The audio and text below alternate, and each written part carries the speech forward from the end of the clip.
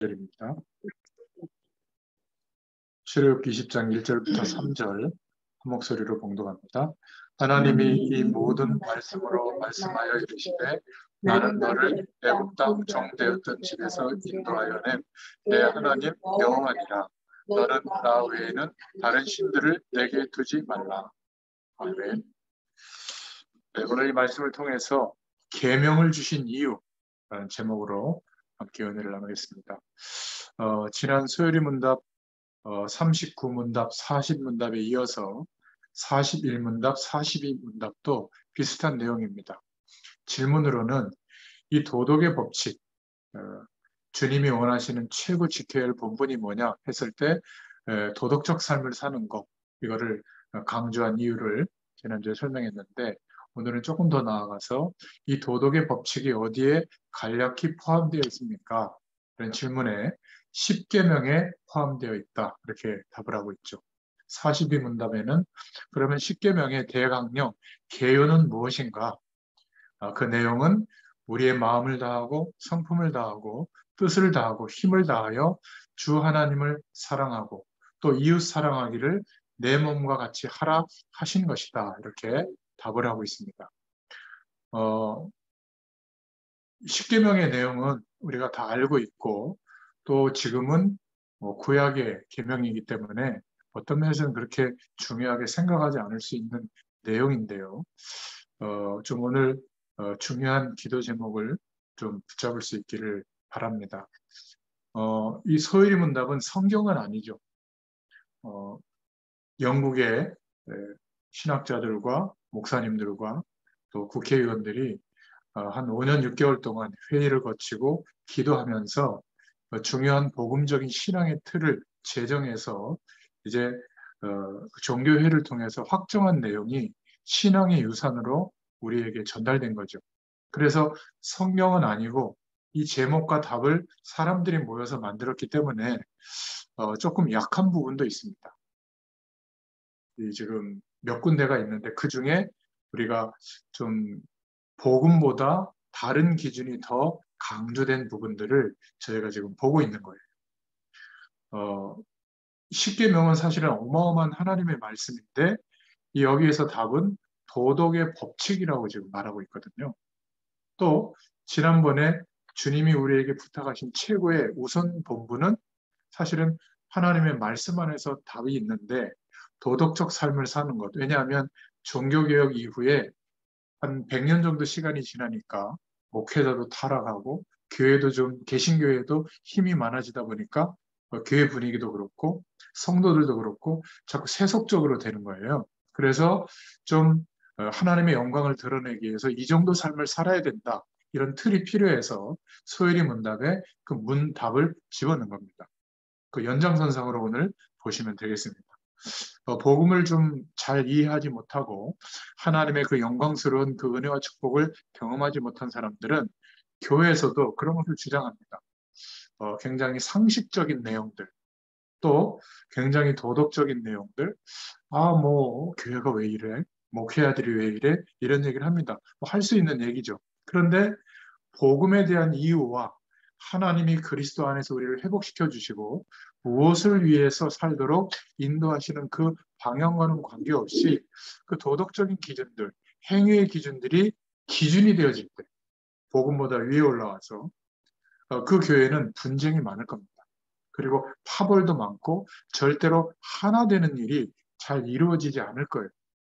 우리는 주일날 예배드리면서 목사님의 강단의 말씀, 그리고 주보에 보면 그 교회의 비전을 따라 선교 사업을 두고 중요한 광고들이 나옵니다.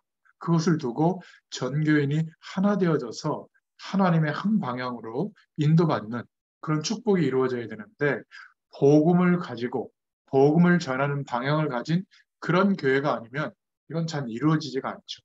그래서 복음을 가졌다는 유일한 증거가 하나 되는 겁니다. 저희는 지금 같은 장소에 모이지도 못하고 교회도 다른데 말씀 안에서 저만 그런지 모르겠습니다만은 하나 되는 은혜를 주고 계시는 줄 믿습니다. 그리고 이게 녹화되어져서 이제 영상 파일을 올려줘서 유튜브에 올라갔을 때 또 이 메시지를 여러분들이 전달해 주는 사람들, 그분들도 이 말씀을 볼 때 영적으로 복음 안에서 하나님을 같이 바라보는 한 응답을 누리게 될 줄로 믿습니다. 그럴 때 하나님의 기적이 일어나는데 그 역할을 제일 잘해줘야 되는 사람이 누구냐면 중직자입니다. 중직자가 이 역할을 해줘야 되는 거예요. 초대교회는 이 역할을 가장 잘해줬던 사람이 누구냐면 이름도 드러나지 않은 70인 제자들이었어요. 사도들과 70인 제자들과 그리고 120문도가 초대교회 구성원이었죠. 지금으로 말하면 중직자들입니다. 그래서 중직자들이 해야 될 많은 일들은 교회의 일을 맡아서 막 헌신하는 것도 필요하고 또 뭔가 중요한 것들에 대해서 판단도 하고 결정도 해야 되지만 제일 중요한 것은 말씀의 방향과 또 교회의 광고들이 전 교인이 하나 되어져서 하나님의 응답을 받도록 도와주는 역할을 해야 돼요. 물론 사실적으로 보면 상식에 부합되지 못하는 결정을 할 때도 있죠. 하나님이 안 계시면 우리가 알고 있는 내용, 기준, 경험, 지식이 맞아요. 그렇게 해야 돼요. 그런데 하나님이 함께 하시는 게 맞다면 최고의 방법이 아니고 중간쯤 방법을 선택하더라도 하나님이 만회할 수 있는 능력이 있어요. 그걸 믿어야지. 그거 틀렸어요. 그거는 올바른 방법이 아니에요. 교회 예산을 쓸 때도 목적 헌금에 맞게 써야죠. 그런데 교회가 어려워지면 급한 데 쓸 수도 있잖아요. 이건 하나님 뜻이 아니다. 맞는 말입니다. 근데 놓친 거는 뭐죠? 그런 이야기를 듣고 교회가 갈라지고 힘들게 되면 원리스를 놓치는 거잖아요. 무조건 교회가 하는 것은 옳다. 그 말이 아닙니다. 중직자의 역할은 그거 맞다. 그런데 하나님이 계시지 않느냐? 저처럼 설명해 줘야죠. 그 부족한 거 맞다. 뭔가 실수했고 틀린 거일 수도 있다. 그러나 하나님이 역사하실 거 아니냐. 우리는 이거를 믿자. 이 역할을 중직자들이 해줘야 되는데 너도 그렇게 생각했냐? 내가 지난 10년 동안 이 교회에 있다 보니까 그런 일들이 한두 가지가 아니라 막 증폭시키고 그러면 결국 누가 박수 치겠어요? 사단만 박수 치는 겁니다. 그래서 불신앙을 하지 말라는 이 말이 교회에서 하는 결정하는 모든 일에 대해서 반대하지 마라. 그런 내용이 아니에요. 하나 되어지는 하나님의 영광의 축복을 누릴 수 있는 이 응답이 와야 되거든요. 그래서 오늘 십계명의 개요, 대강령은 놓치지 말아야 될 것이 들어있어요. 도덕의 규칙이 아니라 법칙이 아니라 하나님이 말씀으로 주신 거거든요. 십계명의 내용을. 그러면 하나님의 말씀 안에 굳이 도덕이라고 한다면 영적인 도덕이라고 할 수 있겠는데 영적 원리가 들어있습니다. 십계명 안에는 1계명에서 4계명까지 영적 원리, 반드시 하나님이 지키라고 하는 거, 명령하신 내용이 들어있어요. 하나님의 말씀에는 이런 답들이 들어있는 겁니다. 그리고 5계명부터 10계명까지는 모든 종교도 같이 주장하는 도덕적 원리도 들어있는 겁니다. 이 10계명을 주신 때가 언제냐면 출애굽에서 광야길을 걸어갈 때 주셨거든요. 그러니까 광야길을 걸어가는데 너무 어렵고 힘들고 또 자기들이 노력해도 얻을 수 있는 내용이 없고 하나님만 바라봐야 되고 이게 너무 힘들었던지 어디서 꺼냈던지 말이지 금 이런 것들을 꺼내가지고 금신상을 만들어 놓고 거기에 절하고 또 광야길 걸어가면서 많은 타락들이 일어났을 때 하나님이 십계명을 준 거예요. 그러니까 도덕적인 어떤 삶에 대한 광야길 갈 때 이런저런 일이 일어나는데 그 일들을 이겨낼 수 있도록 하나님이 말씀으로 허락한 도덕적 원리가 들어있는 겁니다. 5계명부터 10계명까지가 그렇죠. 10계명은 두 가지로 나뉘죠. 하나님에 대한 사랑과 그 사랑의 힘을 가지고 이웃 사랑하는 것. 이 두 가지로 나눠졌듯이 바로 영적 원리가 들어있고 도덕적 원리가 들어있습니다. 많은 종교들이 하는 그런 이야기들입니다. 그런데 왜 십계명인가? 하나님이 우리에게 지키라고 할 계명이 만 가지도 넘을 텐데 왜 십계명인가? 광야길을 가는 중에 분명하게 알고 하나님을 잘 섬길 수 있도록 간단하게 요약한 겁니다. 이 십계명이 우리에게는 필요 없냐? 우리에게도 필요합니다. 사실 너무나 필요하죠.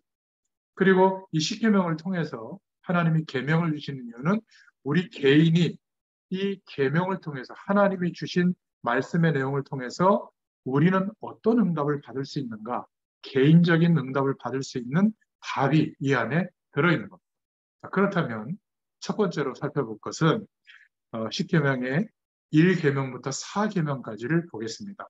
하나님이 우리에게 반드시 지키도록 하시는, 또 하나님과 함께하는 축복을 누릴 수 있는 영적 원리가 들어있는데, 그 첫 번째가 다른 신들을 내게 두지 말지니라. 다른 신들이 뭐죠? 사단의 세력, 귀신들입니다. 성경에만 말하고 있는 내용이죠. 다른 신을 두지 마라. 나는 너를 애굽 땅 종되었던 집에서 인도하여 낸 너의 하나님 여호와다.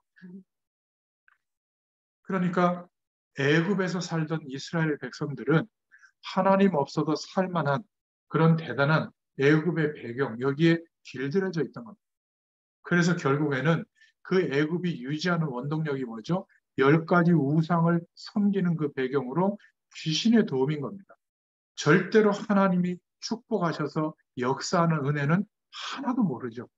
그런데 이스라엘 백성들이 아브라함이 약속한 그 축복대로 이제 고센 땅에 와서 정착해서 민족을 이뤘는데, 아시다시피 아브라함이 번제를 드릴 때 다른 짐승은 배를 가르고 피를 뿌려서 번제를 드렸는데 새 한 마리를 가리지 않는 장면이 창세기 13장입니까? 15장입니까? 나오죠. 그래서 새 한 마리 가르지 않는 그 범한 죄 때문에, 즉 오실 메시아의 약속을 안 붙잡는 행위였거든요. 그냥 태워서 그냥 번제처럼 드린 건데 피 뿌리는 예배를 안 드리는 겁니다. 근데 하나님이 그것 때문에 나중에 너의 후손들이 이방의 객이 될 텐데 40년 동안 그렇게 될 것이다. 아니 400년 동안 그렇게 될 것이다. 말씀한 대로 이제 애굽에서 종살이가 시작된 겁니다. 그래서 하나님은 하나님이 함께 하시는 축복이 무엇인지를 알게 하려고 번제를 드리는, 피 뿌리는 예배를 드리는 이 약속을 주시고, 그것을 바로하게 말하고 10가지 우상을 무너뜨리면서 마지막 우슬초에 어린 양의 짐승의 피를 찍어서 문설주에 바를 때 죽음의 사자가 그 집에 넘어가고, 6월절 패스오버라고 하죠. 그래서 출애굽하게 되는 응답이 오게 됩니다.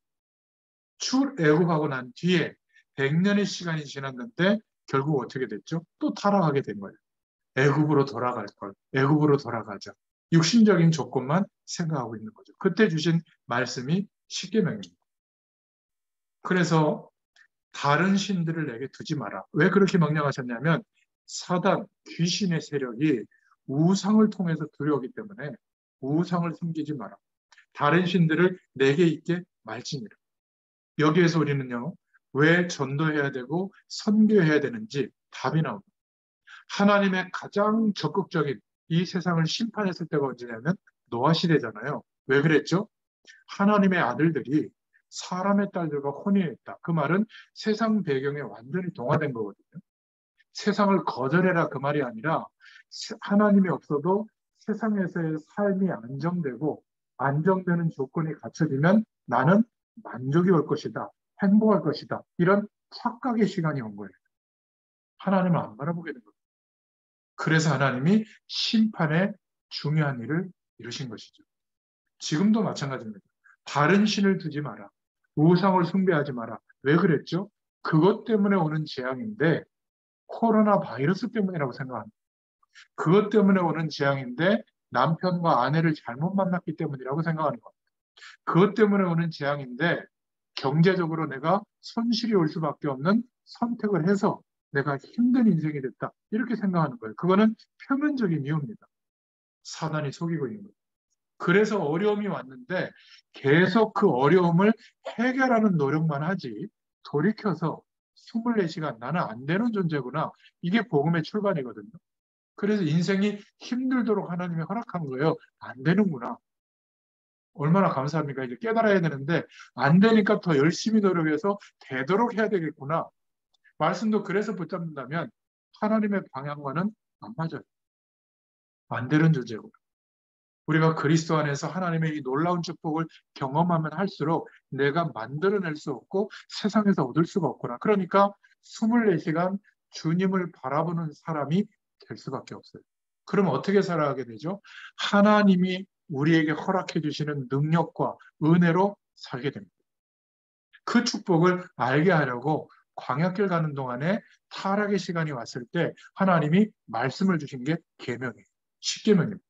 그거 안 지키면 벌 주고, 지키면 복 주고, 조금 지키면 조금 복 주고, 많이 지키면 많이 복 주고, 그게 아니에요. 그 복의 개념이 뭐죠? 언제부턴가 교회 안에 세속주의가 들어와서 세상적인 복 많이 받는 것을 하나님의 축복이라고 동일시하게 생각하거든요. 아니에요. 그렇게 따지면 초대교회 성도들은 억울하게요. 다 순교했는데요. 순교하는 시간표가 왔을 때 복종할 만큼, 기쁨으로 순종할 만큼 하나님이 허락하시는 영원한 축복을 경험한 겁니다.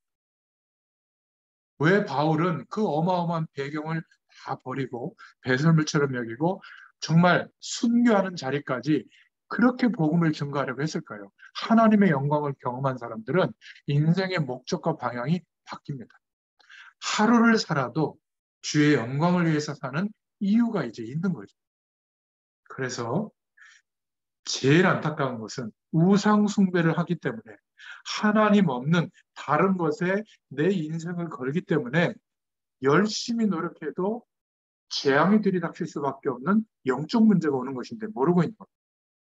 중요한 것은 지식인들과 열심히 공부하고 최선을 다하는 성공된 사람들, 나쁜 사람들이 아닙니다. 훌륭한 분들이에요. 그런데 또 열심히 신앙생활하는 종교인들이 우상이 어떤 문제를 가져오는지 모르고 있는 겁니다.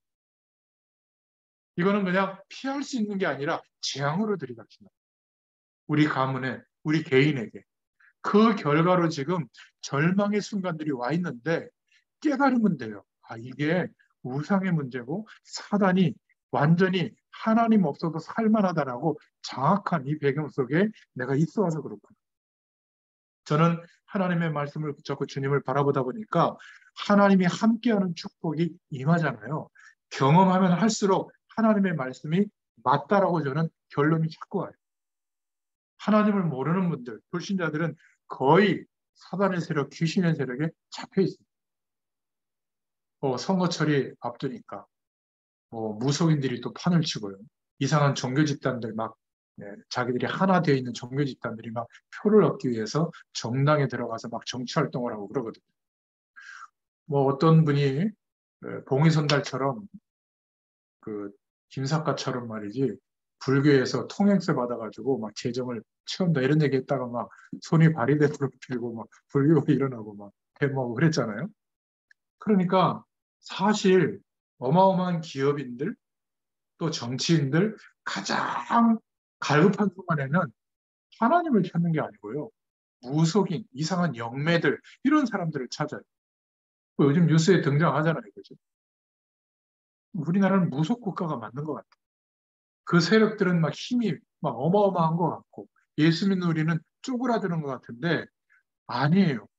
살아계신 하나님이 함께 하시는 이 축복을 기대하고 있지 않고 세상살이를 더 편하고 행복하게 되도록만 기대하니까 그 정도의 응답이 오는 겁니다. 아니, 그 정도의 응답도 안 오는 거예요. 왜냐하면 사랑하는 자녀가 불량식품 사달라고 할 때 사줄 수는 있죠. 하도 땡깡 피우면. 그게 응답입니까, 자녀에게? 좋은 음식과 좋은 옷과 그 아이에게 더 이익이 되는 것을 부모는 주려고 하죠. 자기에게 안 맞더라도. 그때는 야단치지 않겠어요? 하나님이 우리에게 그리스도의 의를 인하여 허락해 주신 이 구원의 축복과 하나님의 이 영적인 어마어마한 축복들은 우리에게 반드시 필요한 복이에요. 이 은혜를 주시려고 다른 신을 섬기지 말라고 말씀하고 있는 겁니다.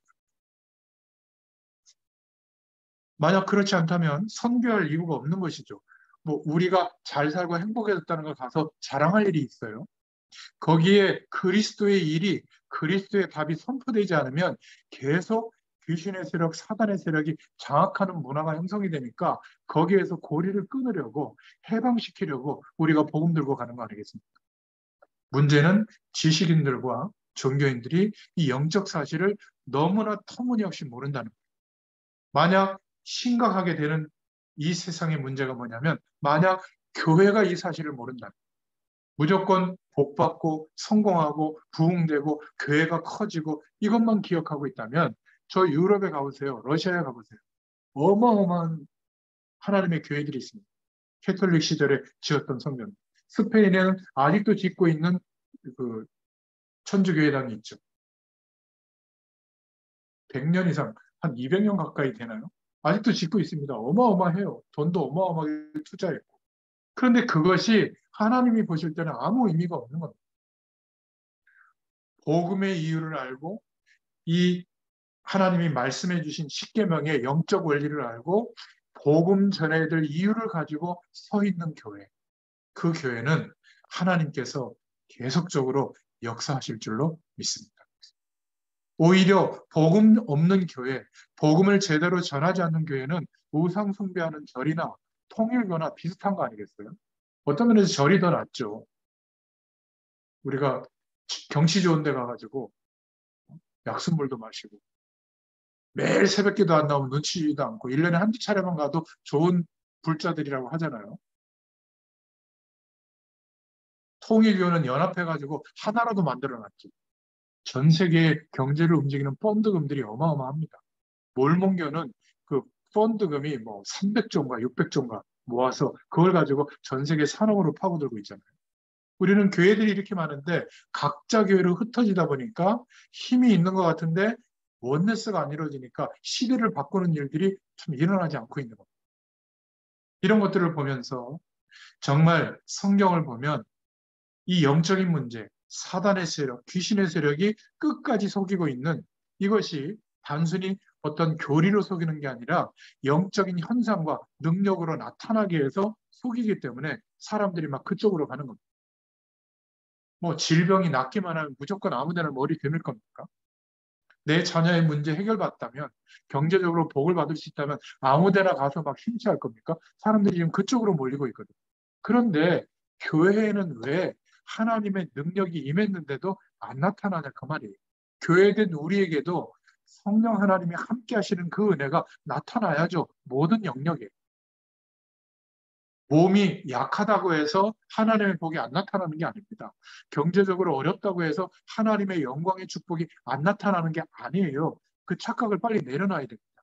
성경의 인물들은 갑부가 돼서 막 대그룹을 움직일 만한 어마어마한 권력이 있어서 하나님이 역사한 것이 아니라 그 인생을 하나님의 전능자의 손에 들어서 그 시대의 빛으로 소금으로 사용하실 때 시대가 바뀌는 일이 일어났거든요. 세력을 규합해서 많은 힘을 갖춰서 시대를 바꾸려고 하는 것은 세상의 방법이에요. 물론 우리를 그렇게 하실 수도 있죠. 그러나 몇 사람을 통해서라도 하나님은 하나님의 영광을 나타내실 때 하나님의 일들이 이루어질 줄로 믿습니다. 우리를 너무 과소평가하고 있는 거예요. 우리 자신을. 그리스도의 의가 임해서 하나님이 함께 하시는 축복과 말씀으로 약속하신 은혜가 임했는데도 불구하고 우리는 현실 속에서 나는 잘 안 돼, 힘들어, 맞아요. 그래서 24시간 주님을 바라보기만 하면 되는데 그 결정을 하지 않고 나의 노력과 의를 의지하다 보니까 낙심이 자꾸 오는 겁니다. 오늘날 교회 문제가 뭐죠? 여호와의 이름을 명령되이 일컫지 말라. 하나님의 이름을 헛되이 부르는 겁니다. 주님이 하셨습니다. 하나님이 모든 겁니다. 오직 예수. 막 이렇게 얘기하면서 결국 자기가 고민하는 거예요. 자기의 틀 안에서, 능력 안에서, 알고 있는 범위 안에서 고민하고 있는 겁니다. 불신앙이죠. 하나님이 계시다면 우리의 연약함도, 우리 교회의 어려움도, 또 우리들의 어떤 부족함도 사실은 하나님은 참고는 하시지만 하나님이 역사하시는 데는 제약을 받지 않으십니다. 이걸 믿어야 돼요. 우리 가정의 일도 마찬가지고 여러분 산업 현장의 일도 마찬가지입니다. 그래서 하나님이 뭐라고 계명을 주셨죠? 안식일을 거룩하게 지켜라. 이 말은 날짜를 지키고 그 주일날은 아무것도 하지 말고 일도 하지 말고 출근도 하지 말고 그런 걸 지키라고 하는 게 아니에요. 예배에 실패하지 말라는 겁니다. 광야길 갈 때 오실 메시아의 약속, 번제를 드리고 성막을 중심으로 하나님을 바라보는 그 예배를 실패하지 마라. 우리는 주일 예배만 가지고도 모든 문제에 승리하고도 남는 해결이 오게 되는 줄로 믿습니다. 강단의 말씀만 가지고도 모든 문제가 해결이 되는 것이 정상이에요. 안식일을 거룩하게 지켜라. 날, 시간 이런 거에 너무 집착하지 마시고요. 예배 성공하시기를 바랍니다. 예배당에서만 예배가 아니라 그리스도와 함께하는 우리가 머무는 곳마다 하나님 바라보시고 예배의 감격과 축복을 회복하시길 바랍니다. 우리의 싸움은 혈과 육에 대한 싸움이 아니요 영적인 싸움입니다.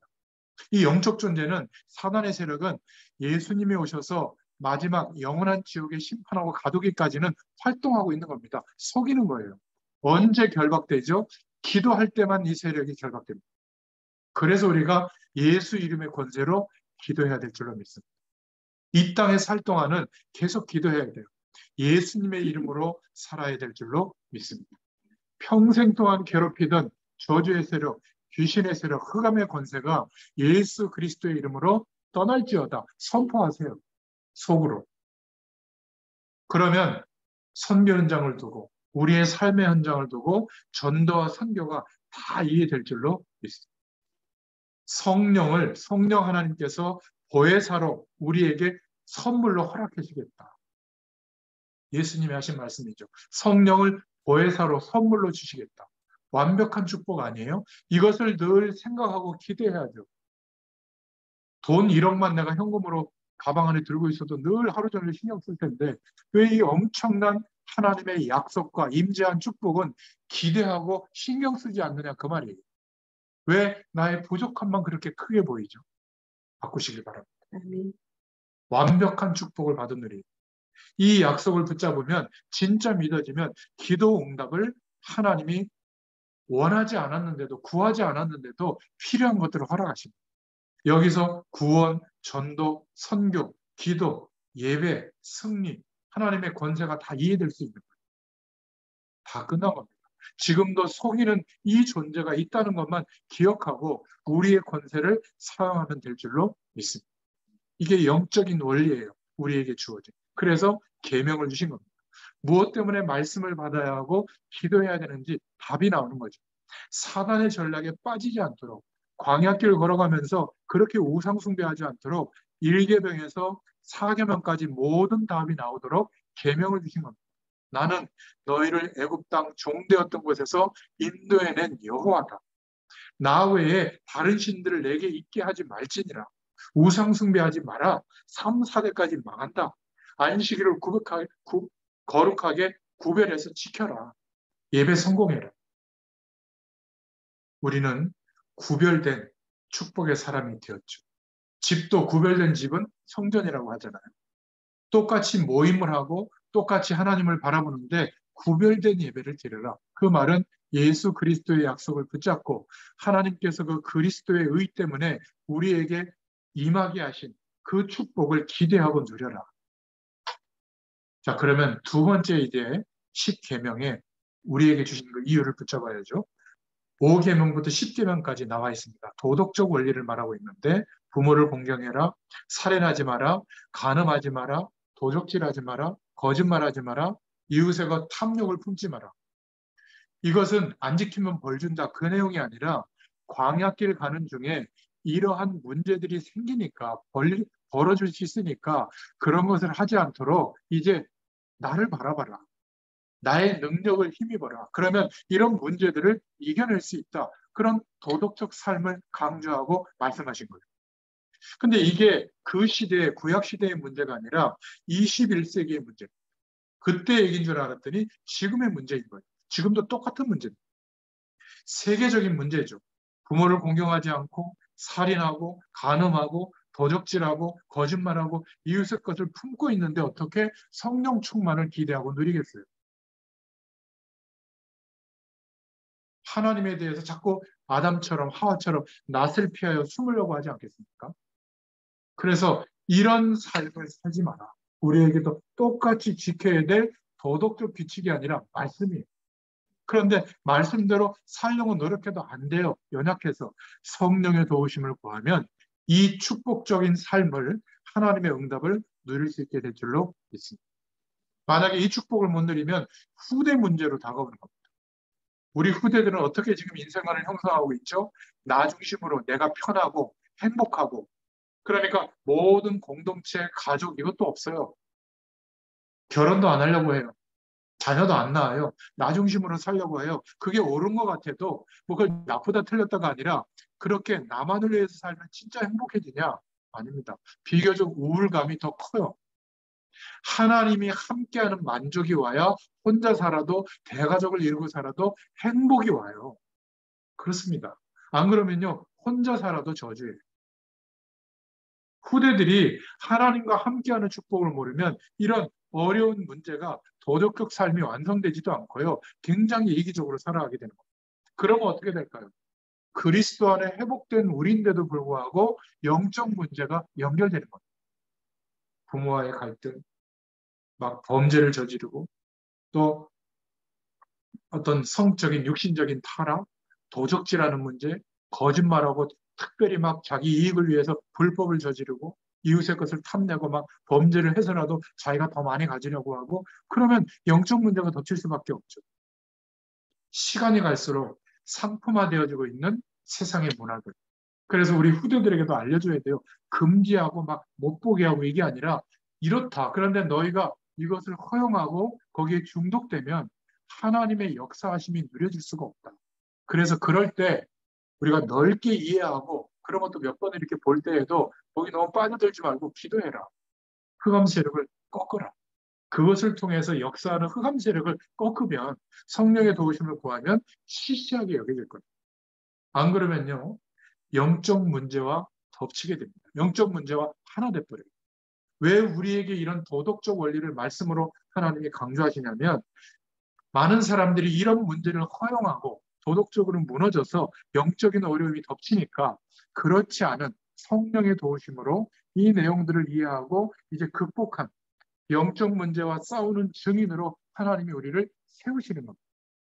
광야길 가는 동안에 이런 문제들이 있으니 영적으로 무너지지 말고 영적 싸움에서 승리하도록 도덕 규칙을 준 게 아니라 말씀으로 허락하신 거죠. 자, 그러면 개인적으로 하나님이 왜 이 계명을 우리에게 주셨을까? 율법에 빠지라고 안 지켜서 문제가 왔고 지켜서 복이 왔고 그게 아니죠. 또 아슬아슬하게 이 10계명 정도만 지키는 그 정도 삶을 살아라고 한 게 아니에요. 왜 주셨죠? 하나님을 사랑하고 이웃을 사랑하는 삶을 살으라고. 여기가 어딥니까? 광야예요. 광야에서 주신 말씀입니다. 타락이 극심했을 때.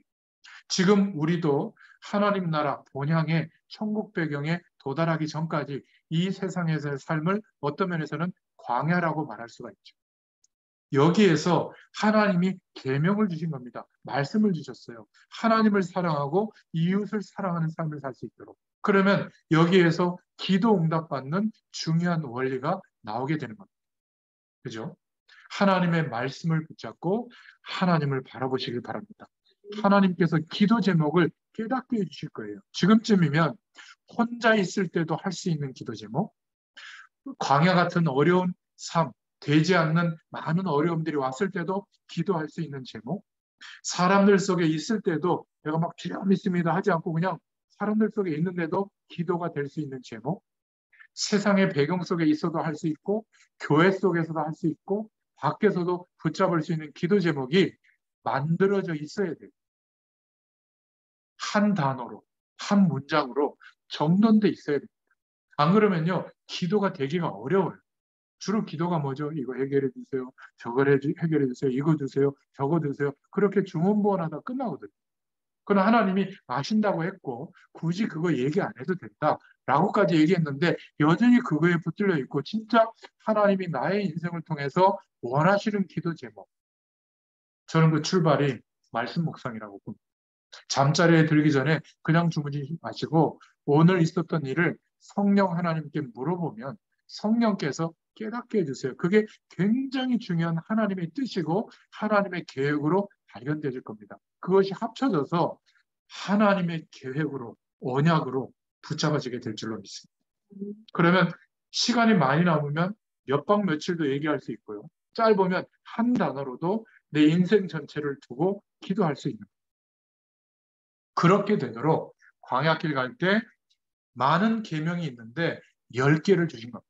어디를 가더라도 기억하도록. 영적 원리가 들어있고 도덕적 삶의 원리가 들어있고 개인의 응답받는 원리가 들어있는 것이죠. 이것을 놓치면 어떻게 될까요? 결국 세상이 더 커 보이는 거죠. 오늘 결론입니다. 몇 가지 기도 제목을 우리가 붙잡을 수 있기를 바랍니다. 누구든지 하나님의 응답을 받으려면 단편적인 것도 기도해야 되지만 더 근원적인 축복을 발견할 수 있도록 구하시기를 바랍니다. 참 감사한 것은 저와 여러분들에게는 이 코로나 시국 때문에 대외적으로는 많이 위축되는 그런 상황이었지만 말씀으로 복음의 영광을 알게 되도록 더 근원적인 말씀의 근거들을 찾고 우리가 기도 제목을 지금 3년째 이렇게 말씀 운동 속에서 붙잡고 있잖아요. 왜 이렇게 하실까요? 분명히 올해 정도 지나면서 이렇게 막 감기 환자처럼 급속하게 확산되면서 끝날 가능성이 있다고 전문가들이 얘기하는데 끝나고 나면 굉장히 많은 문들이 열릴 겁니다. 복음의 문, 전도의 문들이. 그때 이 근원적인 축복을 찾고 누렸던 사람들에게는 증인으로 서도록 하나님이 역사하실 계획을 갖고 계신 줄로 믿습니다. 그래서 많은 것들을 우리가 이런 것 저런 것 해야 된다. 그건 실수예요. 시간이 갈수록 성삼위 하나님의 축복을 누릴 수 있기를 축원드립니다. 기도를 하면 할수록 기도 제목이 많이 없어지는 게 정상이에요. 신앙이 좋으면 좋을수록 달라고 할 것이 많이 없어요. 왜죠? 다 받았다는 것을 경험하고 있기 때문에. 모든 것의 근원이 되시는 하나님을 누리는 축복이 있기를 축원드립니다. 찬송가에도 복의 근원 강림하사 그러니까 믿음의 선진들도 이 축복을 누렸던 거예요. 가사에다가 적어서 찬양까지 했기 때문에. 그죠? 이 찬양을 우리가 부르지 않습니까? 잠언서 1장 7절에도 뭐라고 말하고 있죠? 여호와를 아는 것이 지식의 근본이다. 창세기 39장 2절에도 보면 여호와께서 요셉과 함께 하심으로 이 은혜가 누려지게 될 줄로 믿습니다. 가장 어려웠을 때 시편 23편을 고백했던 다윗이 1절에 뭐라고 고백하죠? 여호와는 나의 목자시기 때문에 나는 부족함이 없다. 그 다윗이 마지막 임종 전에 아들 솔로몬에게 부탁하죠. 너는 힘써 대장부가 되고 여호와 하나님을 섬겨라. 그 솔로몬이 왕으로 많은 명예와 재산을 다 가졌지만 전도서 12장 1절부터 3절에 보면 헛되고 헛되고 헛되다. 너는 청년의 때 곧 곤고한 날이 이르기 전에 나는 아무 낙이 없다고 할 해가 가깝기 전에 너의 창조자를 기억하라. 이렇게 말씀하고 있죠.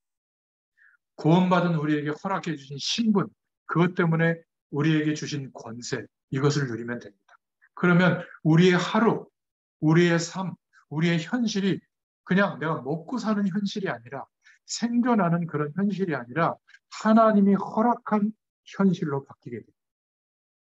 오병이어를 들어서 예수님이 축복하셨을 때 일어났던 기적의 일들이 우리의 하는 일과 삶의 현장에 나타날 줄로 믿습니다. 거기에서 근원적인 축복을 찾아내시기를 바라요. 우리 박 집사님 같은 분들은 병원에 얼마나 갈급하겠습니까? 코로나도 막 돌고 있고 말이죠. 연약해져 있고. 정말 마지막 임종 전에 이 영광의 축복을 한 번만이라도 기대하고 알 수 있는 사람으로 도울 수 있다면 하나님의 상급이 클 거예요. 어마어마한 메이저 병원의 원장이 되는 것보다 이사장이 되는 것보다 가장 중요한 아주 작은 현실인데 그 속에 하나님의 근원적인 축복이 시작된다는 거예요. 우리 모든 현장이 마찬가지입니다. 그래서 이 축복을 하나님께서 창세기 12장 1절부터 3절에 근원을 찾아내라. 너는 복의 근원이 될지라. 또 너 안의 후손을 통하여 열방이 이 복을 얻도록 하겠고 창조케 할 것이다. 이것을 언약적 축복이라고 하죠. 5가지 언약적 축복. 근원적인 축복. 이것 잘 되고 저것 잘 되고 정도가 아니라 하나님의 복이 시작되는 근원이 되게 하겠다. 그리고 대표적인 축복을 받게 하겠고 가만히 있어도 열방이 복을 받는 시대적인 축복을 받게 하겠다.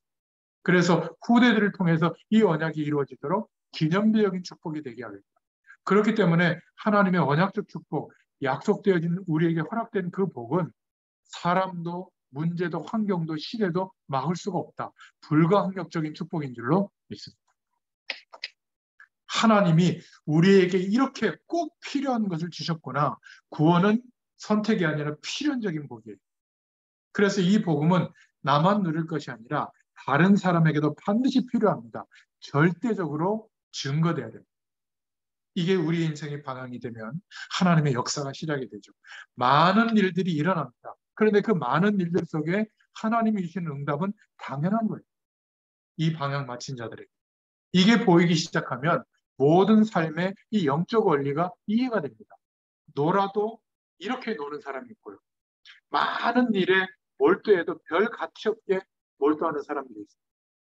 무슨 명품백 할인하는데 1박 2일 텐트 치고 줄 서서 그 명품백을 삽니까? 지금 명품백 나쁘다 그 말이 아니라 그렇게 해서라도 사가지고 나의 존재감을 거기에 드러내야 될까요? 여러분 반려동물 뭐 강아지 고양이 좋아하는 거 저는 이해합니다. 그런데 거기에 사람보다 더 마음을 담고 위안을 받고 몰두해야 될까요? 내 주변에 죽어가는 영혼들에 대한 눈물을 흘리는 기도는 안 나오는데 그 반려동물이 병든 것 때문에 뭐 밥 못 먹는 것 때문에 살을 못 먹는 것 때문에 막 눈물 흘리는 걸 제가 보거든요. 너무 안타까워요. 그냥 동물 정도로만 생각하면 되는데 가족의 일부로 왜 마음을 거기에 담으니까 하나님 싫어합니다. 동물을 사랑하지 마라 그 말이 아니에요. 그러느라고 하나님 바라보지 못한다니까. 영혼을 향한 하나님의 계획이 안 보여요. 그것도 한 마리가 아니라 막 서너 마리 키우고 막 고양이도 키우고 이러면 막 하루가 바쁠 거예요. 제가 지금 예를 들어서 말씀드리는 거기 때문에 정말 이해하시길 바랍니다. 명품의 마음을 뺏기고 사람들의 시선을 위해서 외모를 꾸미는데 뺏기고 가정을 꾸미는데 뺏기고 어떤 분들은 뭐 접시가 그렇게 좋아요. 막 접시 자랑하고 막 접시 막 올리고 막 접시도 종류가 그렇게 많대요. 무슨 도자기 해가지고 그렇게 마음의 위안이 됩니까? 그냥 밥그릇이죠 뭐 국그릇이고 저는 이렇게 좀 무식합니다. 거기에 마음 쏟는 거 좋아요. 그러나 영혼을 사랑하는 마음이 그런 것 때문에 훼손된다. 하나님 원하시는 거 아니라고 봐요. 그죠? 살을 빼야죠. 뭐 건강을 위해서 노력해야죠. 근데 거기에 잡히면 어떻게 될까요? 살쪄 있기 때문에 내가 건강이 무너졌다고 생각하는 순간 하나님이 보장하시는 건강의 축복과는 거리가 멀게 될 겁니다. 요만큼 몇 그램 찌면 스트레스 받고 빠지면 기분 좋고 왜 그러는지 모르겠어요. 맛있게 드시고 운동하세요. 그러면 됩니다. 그리고 하나님께 기도하세요. 내 건강을 좀 책임지게 달라고. 하나님 역사해 주세요. 오늘날 살도 빠질 수 있는 은혜도 주십니다. 자, 이렇게 하나님을 바라보는 자에게 네 번째로 참된 기도 제목이 만들어집니다. 내가 억지로 기도 제목을 만드는 게 아니라 하나님의 이 놀라운 축복이 경험되다 보니까, 누려지다 보니까, 아, 하나님이 원하시는 게 이게 맞구나. 자연적으로 기도 제목이 만들어지는 거예요. 뜻이 하늘에서 이루어진 것 같이 땅에서도 이루어지는 축복을 알게 하십니다. 그러면 마지막으로 몸부림치지 않아도 그렇게 막 악착같이 신앙생활하지 않아도 되어지는 단계가 옵니다. 하나님의 축복을 받아봐야 응답이 와야 그 응답이 맞구나 해서 기도 제목도 맞다라고 인정을 하고 그 기도 제목 붙잡고 기도하죠. 하나님의 이 놀라운 축복을 응답으로 받지 못하면 늘 기도 제목이 바뀌어요. 이스라엘은 애 임신하면 뭐 태영아 메시지 붙잡고 기도하고 애 태어나면 뭐 영유아 메시지 붙잡고 기도하고 초등학교 들어가면 어린이 사역 메시지 붙잡고 기도하고 중학교 올라가면 청소년 메시지 붙잡고 기도하고 고등학교 올라가면 기도 안 해요. 애가 말도 안 듣고 공부도 안 하거든요. 그때 막 치유 사역 메시지 붙잡고 기도하고 무슨 기도가 계속 바뀝니까? 우리 인생을 향한 하나님이 원하시는 기도 제목은 결정되게 하시고 응답 속에서 깨닫게 하시면 평생 가는 거예요. 어려워도 그 방향, 어려워도 그 기도 제목, 성공해도 그 기도 제목. 요셉이 그 응답이 오고 난 뒤에 하나님의 비전을 품고 감옥에 있을 때나 노예로 있을 때나 총리가 돼서나 같은 기도 제목이었어요. 하나님의 영광을 드러내는 축복. 기도 제목이 분명해지면 그러면 기도하지 말라고 해도 하나님을 바라보는 시간을 계속 찾고 깊은 기도가 되어지게 될 줄로 믿습니다. 이게 신앙생활입니다. 이렇게 돼야 모든 현장에서 승리하게 될 줄로 믿습니다. 오늘 이 말씀은 메시지이기도 하지만 저의 간증이기도 합니다. 여러분들에게도 이런 응답과 간증의 삶이 되어지도록 축복드립니다. 기도하겠습니다. 하나님 감사합니다. 십계명의 계명을 허락하시고 하나님께서 광야의 길을 가는 동안에 하나님의 영광을 누릴 수 있도록 은혜를 베풀어 주신 것, 오늘 우리 시대, 지금 우리 인생에도 광야의 길을 걸어가는 것과 같은 많은 어려움 속에 있습니다. 하지만 하나님께서 우리에게 계명을 주시고 하나님의 은혜를 베풀어 주시려고, 하나님께서 원하시는 축복을 허락하시려고 하나님께서 축복하신 내용임을 깨닫게 해주셔서 감사합니다. 하나님의 말씀을 붙잡고 하나님을 24시간 바라보는 중심으로 살아갈 수 있는 은혜를 저희들에게 허락해 주시고, 하나님의 영광이 우리의 모든 삶 가운데 나타나는 증인이 되도록, 영적 싸움의 증거를 가진 증인으로 서게 되도록 하나님께서 은혜를 베풀어 주시옵소서. 예수님의 이름으로 감사하며 기도드렸습니다. 아멘. 감사합니다. 감사합니다.